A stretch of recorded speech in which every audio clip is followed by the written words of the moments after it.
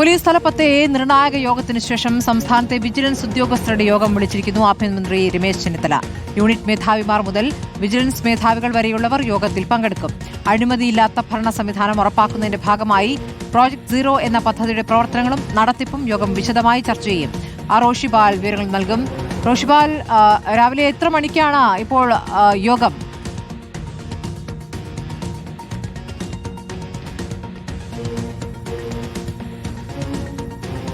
ആഭ്യന്തരമന്ത്രി രമേശ് ചെന്നിത്തല വിളിച്ച യോഗം ഇന്ന് നടക്കാനിരിക്കുന്നു. റോഷിപാൽ, ഇന്ന് എത്ര മണിക്കാണ് യോഗം, വിജിലൻസ് യോഗം?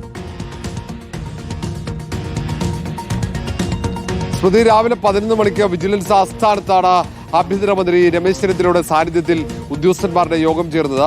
അതിൽ മനോജ് എബ്രഹാം ഉൾപ്പെടെ ഭൂരിഭാഗം യൂണിറ്റ് ചുമതലയുള്ള ഉദ്യോഗസ്ഥന്മാർ ഉൾപ്പെടെ പങ്കെടുക്കുന്നുണ്ട്.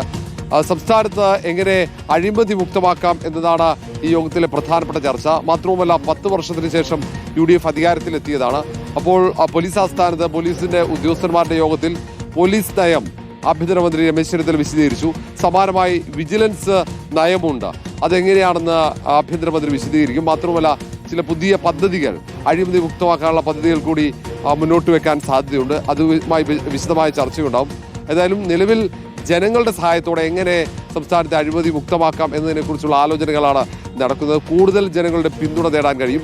നിലവിലെ വിജിലൻസ് കേസുകൾ കാര്യക്ഷമമായി നടത്തുന്നതിന് വേണ്ടിയിട്ടുള്ള അതിനുള്ള സഹായം അതെങ്ങനെ ഏകോപിപ്പിക്കണം എന്നതിനെക്കുറിച്ചുള്ള ഒരു തീരുമാനവും ഉണ്ടാകും.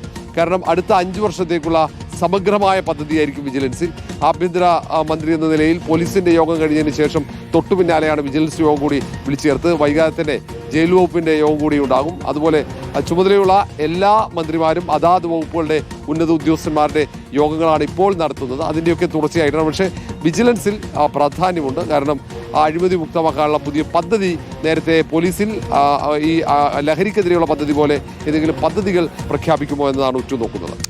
ശരി, രാവിലെ 11 മണിക്കാണ് ഇപ്പോൾ ആഭ്യന്തരമന്ത്രി യോഗം വിളിച്ചിരിക്കുന്നത്. യോഗത്തിലെ തീരുമാനങ്ങൾ ആ സമയത്ത് നമുക്കറിയാൻ പറ്റും.